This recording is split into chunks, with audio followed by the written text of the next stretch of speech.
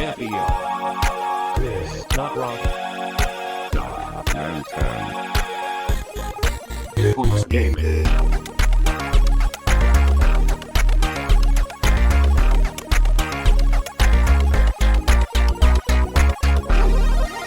What's up, folks? Hit Points Gaming here. Our first episode also on the Filling the Void podcast network on Spreaker. Chris, how you doing? I'm fantastic. Corey, how you doing? I'm great, thank you. All right, and today what we're going to be talking about is our each of our top 5 video game controllers. And before that, what we always do is we always kind of go over what it is that we've been doing lately. And for me personally, I guess I'll start. I beat Ghost Recon Wildlands, and I will say that I was massively disappointed with the ending of that game. For all the time that me and Matt put into it, it's crazy. It's crazy.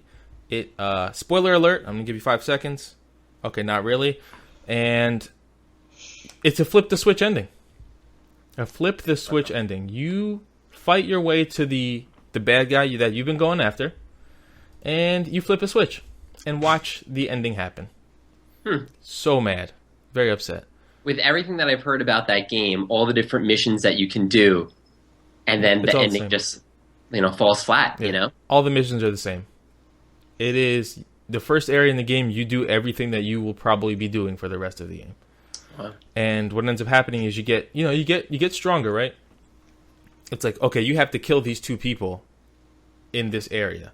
Once you find out where they are, you just send your drone in the window, you kill them, and you get out. You don't have to sneak in anymore. You don't have to do anything tough. You just, oh, look, drone, gabloosh. And I just killed the boss. It's a shame. A lot of games now, you have the option of doing, 20 different ways of completing the mission, right? Yeah. And they really, stress that fact.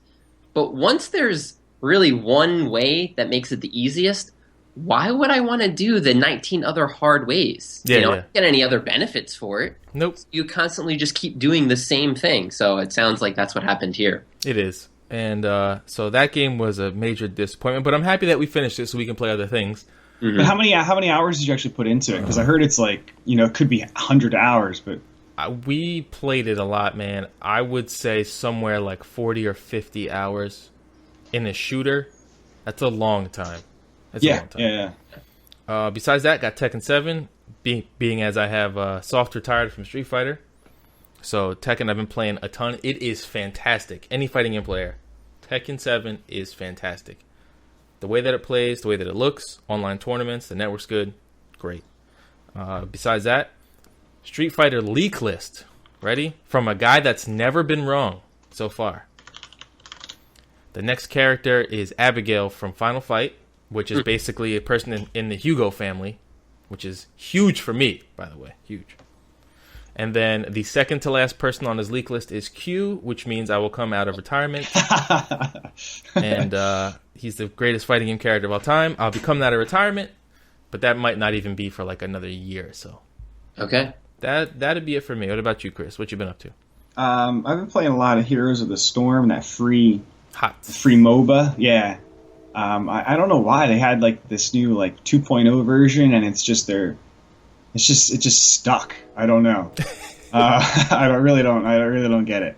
But I got some news on Fortnite. Fortnite was announced this week.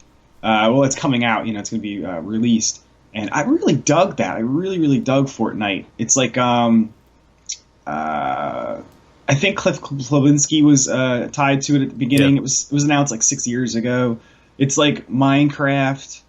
You build a base, and then you have your third person adventure game where you're trying to run around and collect things, and then you're coming in. Okay, let's start the wave.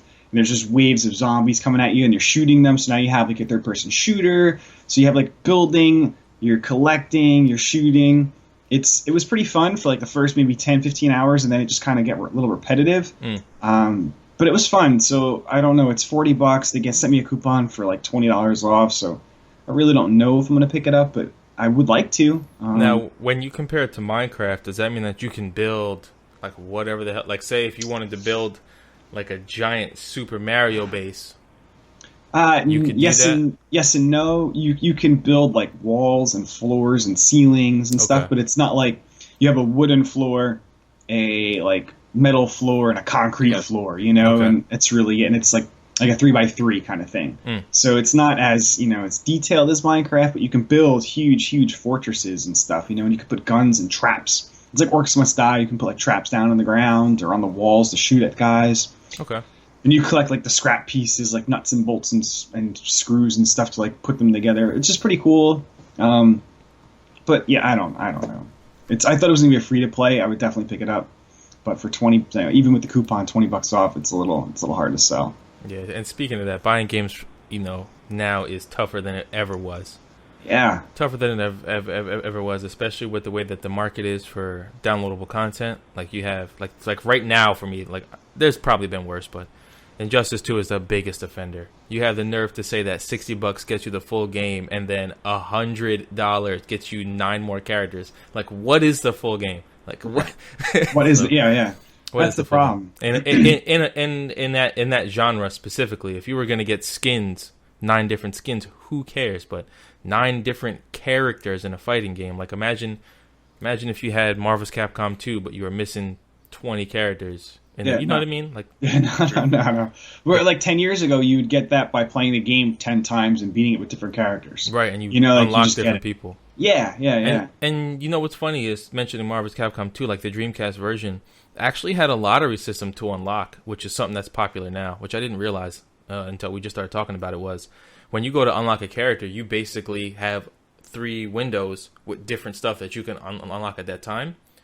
And you'd have to refresh it to try to get the guy that you want over and over and over. And the more you play, like different people would pop up. So I find it's weird that it was a lottery system back then. That's something that I hate now, which I blame mobile games on. Is the whole I'm gonna buy a pack and hopefully get the guy that I want. You know what I mean? It's the worst. That's the whole point. I want to get more money from you. It's the worst. No, but even if it's free, Yeah. even if it's Oh, free, yeah. even if I'm earning in-game currency, like through a grind, I cannot stand the random pack. Randomness. Yeah. That's it. That's it for me. Over to Corey. See what he's up to. All right. So I finally finished Horizon. About 60 hours in, got the platinum. Man. Great game. Definitely recommend it. Okay, moving on. I picked up Persona 5, so that's going to be my next big endeavor that I will tackle. Very big endeavor. Yes. I started playing League of Legends, so I think that's going to hinder me a little bit, Oh man. I got back to it. Back to it. Wow. Yeah, after a long rest. But really, board game wise, still getting pretty deep into Gloomhaven with Andrea. So some of the other videos on our channel that we're putting up. Wonderful, best dungeon crawler game I've ever played, hands down. We put up that video for Sherlock, which was a lot of fun. So I would definitely want to get together and play some more of those, even if we don't record them. They were a blast. I got a bunch of the different escape rooms, so that's something that we're going to be putting out on this channel. There's 3 different versions, so I don't know which ones we'll tape, but I would like us to be a part of it. I think that's going to be really cool. And one of the newest games that we picked up is called Near and Far, and this is kind of like a storytelling, campaign-based game. The art's really good in it. And you basically travel across the world to find this special artifact. And each map of the board is physically a map in a booklet. So you unfold it, Ooh. and the art's drawn. It's pretty cool. So every mission's like a brand new board, just because like it's in an art book. It's pretty cool. And the story elements are really cool. You get to make choices, so it's like kind of like a choose your own adventure type thing. So looking forward to doing that. We'll probably do some sort of mini campaign base for the channel as well. Other than that, I think that's it. I'm just interested in starting some new games up. So Awesome, man. I'm very excited to see. At least I want to see like that art book in person. Like next time I come over, that sounds really cool. That sounds really awesome. All right, so I guess we will get into our top 5. We're gonna start from 5 and go to 1. Is that how we're gonna do it? Okay. Okay. So I'm gonna go first. Well, I want to jump in real quick. Okay. Now, you said first top 5 controllers. Yeah. Now, are we what are you talking about? Controllers. Controllers like analog sticks, pads, buttons, Okay, so what I would consider not a controller and more of a peripheral is like a wheel or like a zapper, super scope, flight sticks. Like to me, those are peripherals. Especially when you get into PC gaming, like what is a controller at that point? Like they have those I forget the name of the things, but you can like plug in the alligator clips onto bananas and apples and use those as controllers. You know what I mean? Is that a control? I don't know. So there's no banana on my list. Right. So I would consider those things that I mentioned peripherals, but I mean, we can go anywhere. I think it'll be a diverse list to have different things and more to talk about anyway. Okay, yeah, because I'm taking your peripherals as controllers. You use them to control your character, whatever you are doing in the game. So okay, our lists are going to be varying. Okay, cool. And a varied list is definitely better. So one thing I want to mention is a controller. Like for me, I'm 32 years old, grew up with an Atari, a Nintendo. It's easy to go down the nostalgia list real fast when you're thinking about these things. And even when you talk about best console, it's so easy to jump to like Super Nintendo. But really, for me, it wasn't that for me anyway. So I have a couple modern things, and then after our list, I have a decent amount of honorable mentions too for different reasons, which one may consider one of those a peripheral. So I'm going to start with what I would say number 5, totally on the nostalgia thing, but it's a really good one. I actually have these, and whatever you guys don't have, I'll throw up pictures. It's fine. I have the NES top loader Dogbone is my number 5. This controller I actually got with a top loader when they first came out at Macy's, and I opened it. I wasn't even sure if this thing was licensed at the time, but even now when I go to use it and play it, I will choose this over the Rectangle any day of the week.